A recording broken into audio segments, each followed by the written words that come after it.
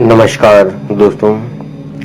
आज का जो हमारा विषय है वह है गहरी सांस के क्या फायदे हैं। गहरी सांस लेने से आप अपनी आंतरिक शक्तियों को कैसे जागृत कर लेंगे। आप इससे गहरी सांस से अपने सिक्स सेंस को कैसे ओपन कर लेंगे, जिससे आप भविष्य को भी जान पाएंगे और बहुत सी शक्तियां। तो इसके लिए आप बने रहें, पूरी वीडियोस को देखते रहें ताकि आपको पूरी जानकारी मिल सके और आप भी इसका लाभ उठा पाएं और आप भी अपना सिक्स सेंस ओपन कर पाएं, आंतरिक शक्तियों को जान पाएं। तो दोस्तों, आपका स्वागत है हमारे चैनल में आत्मा से परमात्मा का सफर।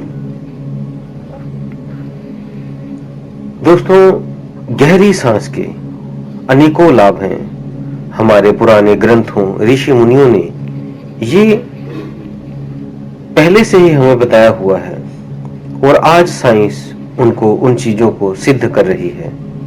तो आपको साइंस की दृष्टि से भी हम समझाते हैं गहरी सांस को क्या क्या बेनिफिट है और कैसे साइंस इसे सिद्ध करती है। तो गहरी सांस से हम हर चीज को नियंत्रण करना सीख जाएंगे। दोस्तों, जैसे धीरे सांस लेने पर और आप तेज काम नहीं कर सकते, गुस्सा आपको नहीं आ सकता, इसी तरह तेज सांस लेने पे आप शांत नहीं रह सकते। कभी कभी हम कहते हैं वह कोई व्यक्ति बहुत बुद्धिमान है, जीनियस है, जो कहो बताओ एक बार में ही जान जाता है, सीख जाता है। ऐसे कैसे? ऐसे श्वास की वजह से होता है। श्वास का संबंध हमारे मस्तिष्क से होता है और हम भी इससे डिसीजन लेते हैं, तो बुद्धि का प्रयोग करते हैं। बुद्धि भी श्वास से ही संबंध रखती है।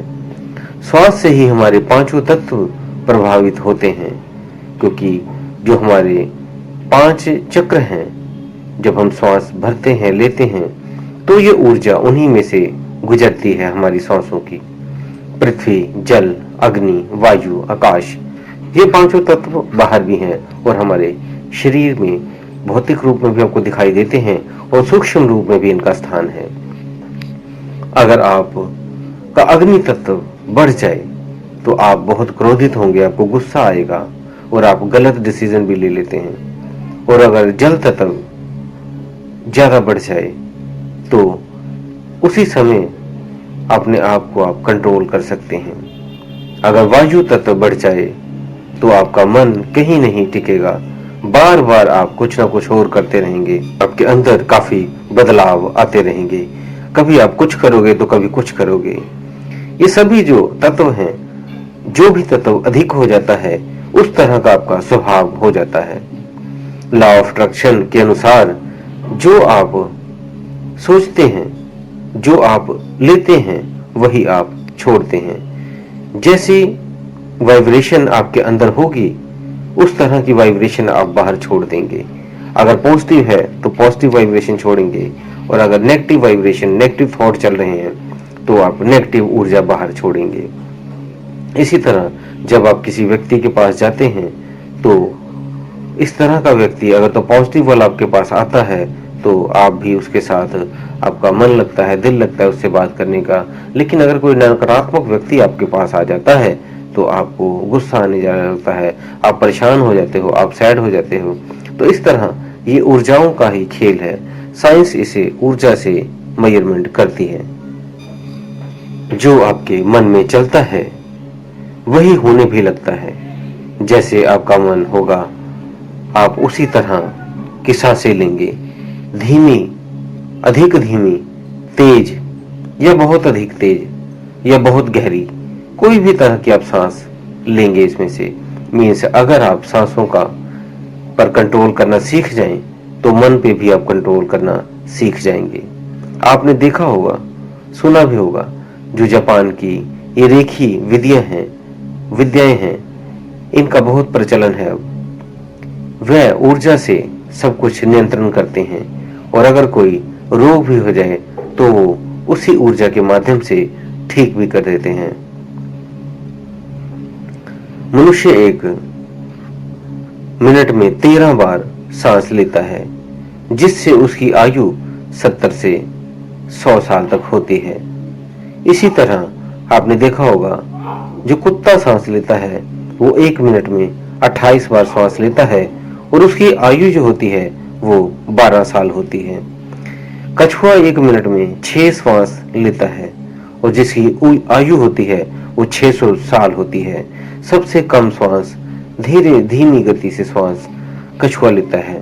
ये 1 मिनट में सिर्फ 6 बार ही श्वास लेता है, जिस कारण इसकी आयु बहुत दीर्घ हो जाती है, बड़ी हो जाती है।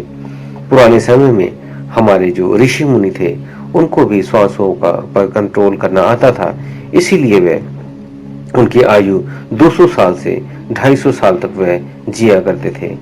ग्रंथों के अनुसार लंबी श्वास लेने पर जितने कम श्वास लेंगे, इसी का संबंध हमारे फिर शरीर से है। चंद्र नाड़ी, सूर्य नाड़ी पे इसी का प्रभाव पड़ता है। इसको ईड़ा या पिंगला नाड़ी भी हम कहते हैं। जब बाईं तरफ से आपका श्वास चले तो वो ईड़ा नाड़ी एक्टिव है, अगर दाईं तरफ से श्वास चले तो वो पिंगला नाड़ी एक्टिव है। जर्मन के एक फेमस डॉक्टर विलियम रेकी भी इसके शोध के अनुसार हम श्वास लेते समय केवल हवा ही नहीं लेते, बल्कि उसमें एक रहस्यमयी आर्गोन एनर्जी भी लेते हैं। कभी कभी आपने देखा होगा, आप जिस तरह के एनवायरनमेंट में जाते हैं उस तरह के आपके मानसिक में भी बदलाव आने शुरू हो जाते हैं। अगर आप कहीं हिल स्टेशन या कहीं घूमने गए हैं, अच्छा वातावरण है, अच्छा एनवायरनमेंट है, पेड़ पौधे हैं, तो आप खुशी महसूस करते हैं। ऐसे ही किसी थोड़े गंदे नुमा एरिया में अगर आप जाते हैं तो आप नेगेटिव महसूस करते हैं। ऐसे ही जब पुराने समय में बड़ों को आपने देखा होगा, माता पिता या गुरुजन या हमारे कोई बड़े टीचर, जब भी हम उनके पैर छूते थे तो वो हमें आशीर्वाद देते थे। आशीर्वाद के रूप में हमें वो एक पॉजिटिव ऊर्जा देते थे। अभी भी भारत में कहीं कहीं ये परंपरा कायम है, क्योंकि वेस्टर्न कल्चर आने के कारण ये परंपरा धीरे धीरे खत्म होनी शुरू हो गई है। आजकल बच्चे ना तो अपने बड़ों के पैर में हाथ लगाते हैं और ना ही वो फिर आशीर्वाद देते हैं, लेकिन पुराने समय में ऐसा करने से वो एक ऊर्जा प्राप्त करते थे। विचारों का संबंध हमारे मन से है और मन का संबंध हमारी सांसों से है और सांसों का संबंध हमारी ऊर्जा से है। जब हम छोटे होते थे, आपने देखा होगा, अभी भी जो छोटे बच्चे हैं, तब वो जब श्वास लेते हैं वो लंबी श्वास लेते हैं, लेकिन जैसे जैसे हम बड़े होते गए श्वास को हम लेना भूल गए और श्वास छोटी लेने लग गए। आपने देखा होगा, जब छोटा बच्चा सोया हुआ होता है तो आप देखना, वह जब श्वास लेता है तो वो लंबी श्वास लेता है। ऐसा क्यों? जब बच्चा, आपने देखा होगा, जब छोटा होता है तो खेलता बहुत है, भागता है, कूदता है, बहुत इधर उधर शैतानियां करता है, तो जब वो ऐसे बहुत देर करता रहता है फिर भी वो थकता नहीं इतना। जबकि अगर उसी तरह इंसान को भगाया जाए, घुमाया जाए, खिलाया जाए, वो जल्दी थक जाता है। ऐसा क्यों? वो सिर्फ श्वास की वजह से है। हम सिर्फ शरीर रूप में तो हैं, उनसे स्ट्रॉन्ग तो हैं बच्चों से, लेकिन थकान के मामले में उनसे जल्दी थक जाते हैं। बच्चे जब सांस लेते हैं तो वो पेट तक लेते हैं, मीन्स नाभि तक।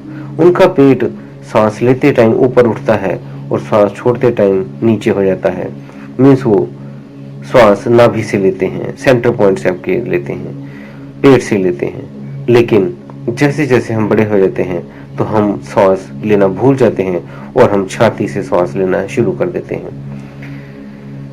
जब आप बच्चे की तरह लंबी श्वास लेंगे और नाभि तक ले जाएंगे जैसे बच्चे लेते हैं, तो आप भी ऊर्जा से भर जाएंगे।